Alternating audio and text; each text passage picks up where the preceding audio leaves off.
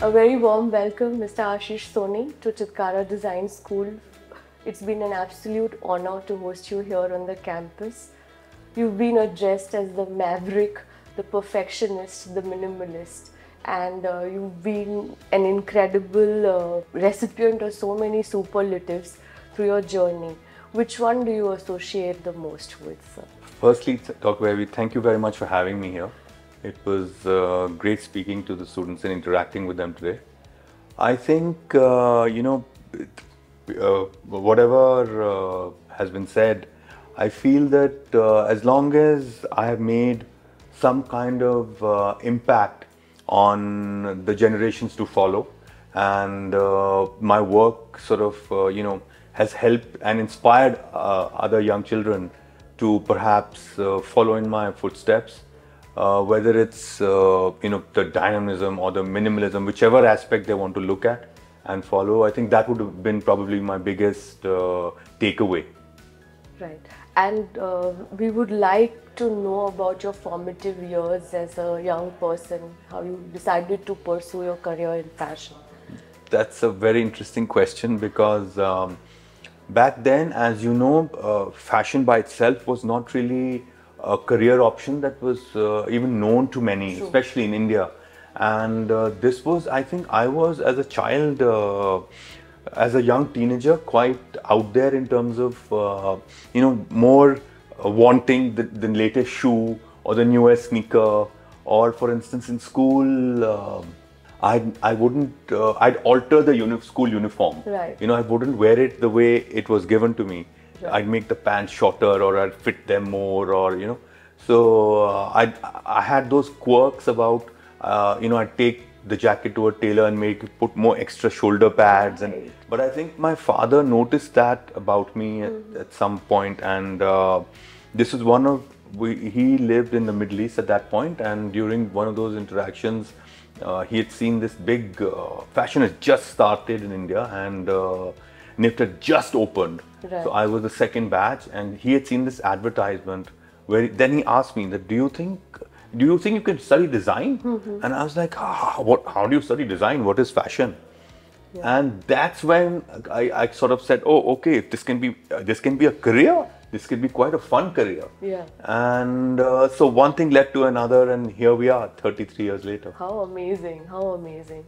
I think as a young person in your creative endeavor during the course, I'm sure you came across different design inspirations and so on. So how did you foray into the bespoke men's fashion? I think you excel at it, of course. So I was very lucky in that aspect that very early in my career, I met and started interacting with Rohit Bal, the legend that he is. And he took me under his wings. I was his first assistant, so I did my internship with him. And he at that point had only been doing men's clothes. Right. And this was a time where he was venturing out into women's wear. And so when that was happening, when I was working with him, I ended up paying a lot of attention and interning specifically in his men's atelier. And that taught me so much. Plus, it gave me. I was very interested in men's clothing, and men's clothing in India at that time was limited to, if you recall, even the big brands, the high street brands weren't as popular. Right. But everybody was all about buying fabric and going to your tailor. Right. So it was a lot of telling people, no, there's a lot more beyond that. True. And trying to convince people that no, this is what bespoke means. This is how you cut to size, and everybody's body is different, so it needs to be addressed differently. Sure. So it took quite a while, and but fortunately, I'm respected and known for that today, and I think that's one of the biggest feathers in my cap. That Sure. that I've been able to. Tell so many people that there's nothing better than a well-fitted suit. Absolutely, couldn't agree more. And so you have so many firsts to your credit. I think, would you like to share your experience, how it was to be showcasing at the New York Fashion Week for the first Indian designer to go out and make an impact like that?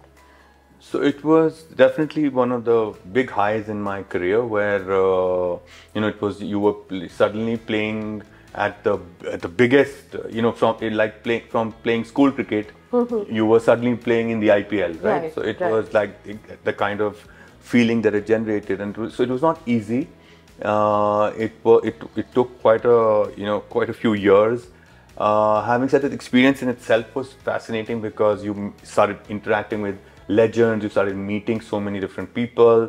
The hearing, also the way the West accepted me was extremely, and it gave me a lot of happiness and satisfaction that your work is being noticed after so long. And but in the first of things, there was also nobody to tell me what all to do. Exactly. Who do I speak to? Who do I ask? To Today, if one of your children asks me, and so many others who've gone to the West after that, sure, I've been able to answer so many of those questions. Sure.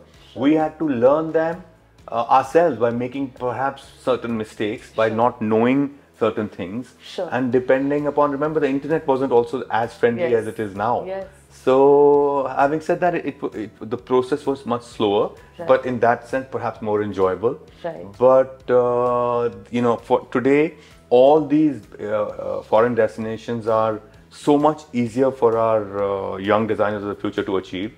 True. But I wish them all the best, and hope that they can outdo whatever I've done so far. So your attention to detail and craftsmanship in the incredible minimalistic work that you do, I'm sure when you're collaborating with other professionals, like someone to do up your beautiful store, or when it comes to your photography campaigns, how do you translate that to find that connect? Everything that's around a fashion brand is its communication. True. So whether it's, like you rightly said, your retail environment, the way the website looks, the way your back in the day, the way your visiting card used to look, which is no longer a relevant product. A lot of all that was an extension of you, an extension of your brand. True.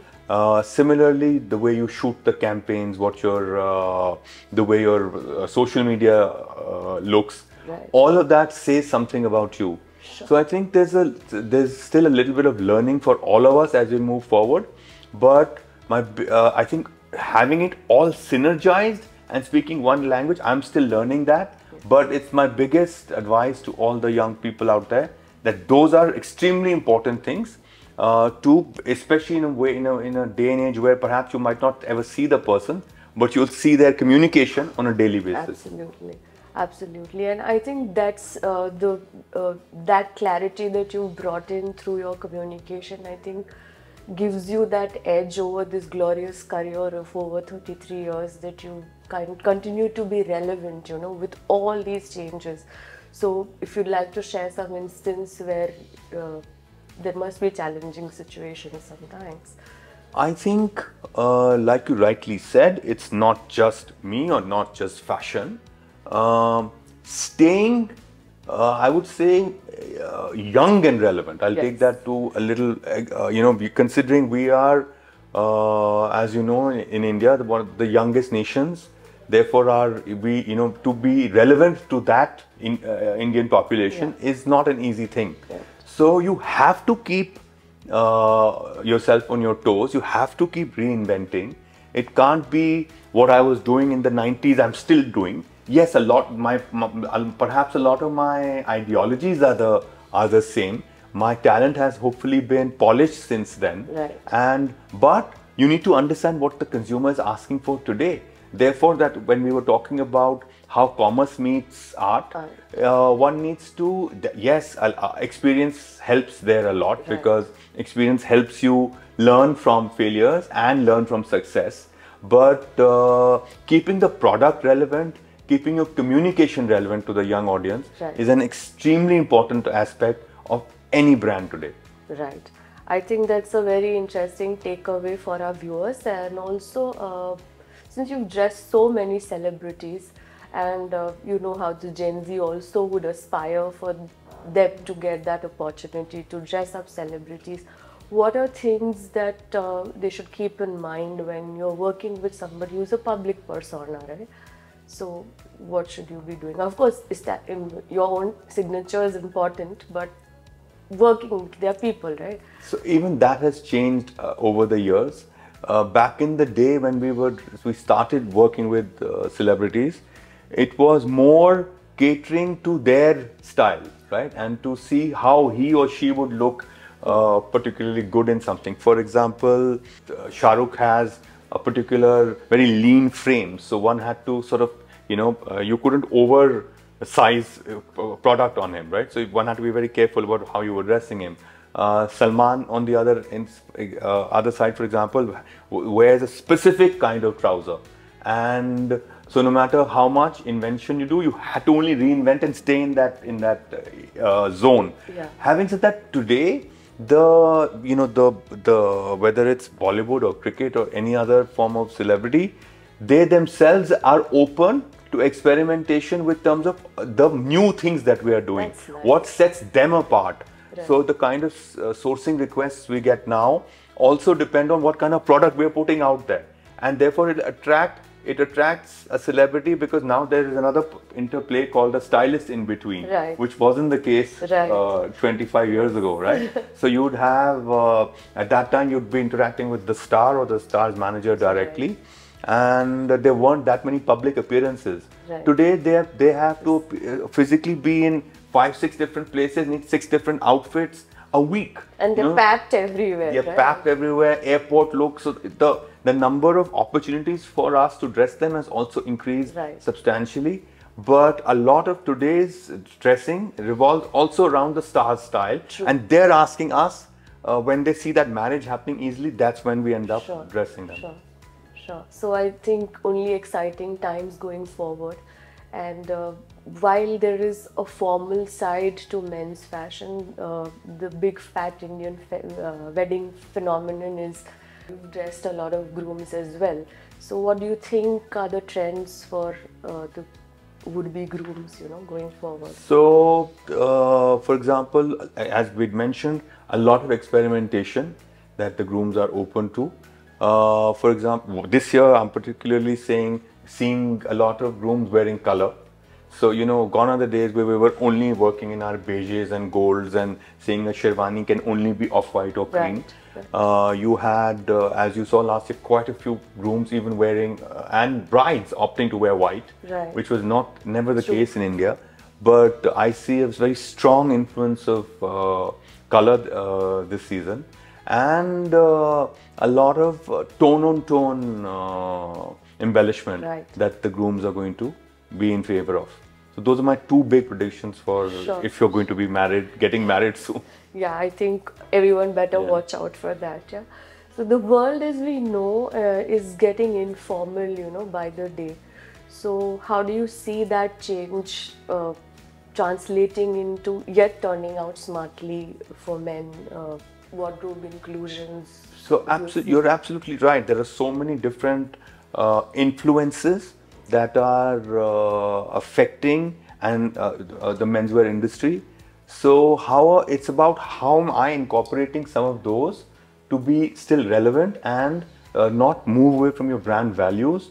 So for instance, one key trend which was which is here to stay in that sense is oversized, right?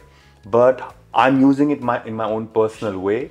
Another big trend that I'm incorporating specifically these days is my tailoring is becoming much more softer, thereby also perhaps becoming less gender biased, very androgynous. Which is again something that's happening across the world. So that you could see a nice jacket, and as long as it's in 3 different sizes, it doesn't say men's or women's. Yeah. And lastly, of course, experimentation with shape. Right. That's something you're seeing perhaps what was considered avant-garde 12 years, 15 years back, today is perhaps considered normal. True. People are wearing jackets which have 2 shoulders or sleeves that are, a man is wearing a bell sleeve jacket. So perhaps many years ago it was outrageous, but today it's kind of practice. So seeing how far you can take, how far you can push the envelope, those are the three main changes that I'm incorporating to ensure that the product still looks, ready for 2025. Yes, yes. I think that's what we are learning from somebody who's been in the trade so long and inspired so many of us. I think the Indian luxury market is growing exponentially, and rightly so. We are also the largest consumer base. So, what do you think are going to be the 3 takeaways for anyone who's looking at working in this segment? I think there is no better time to be in India than now. There is, the projections for the next 10 years of how Indians are going to consume luxury are just phenomenal. I feel that, a lot of my friends who are in the world of finance predict that we are in many ways at that threshold where China was 15 years ago. Okay. So the kind of boom that the luxury industry saw in China is now what India is going to start experiencing. Therefore, people, your design students passing out, they will have more opportunity that they could ever think about, or you as academicians could ever predict that they would walk out of a college and go into have such kind of demand and so many opportunities. So I feel that the golden years of Indian fashion, Indian luxury just lie ahead of us. So I could continue engaging in this conversation with you, but wrapping on a very, very optimistic note, thank you, Mr. Soni, for joining us here at Chitkara Design School. Absolute honor and pleasure. Thank you so much. Thank you. I really enjoyed being here.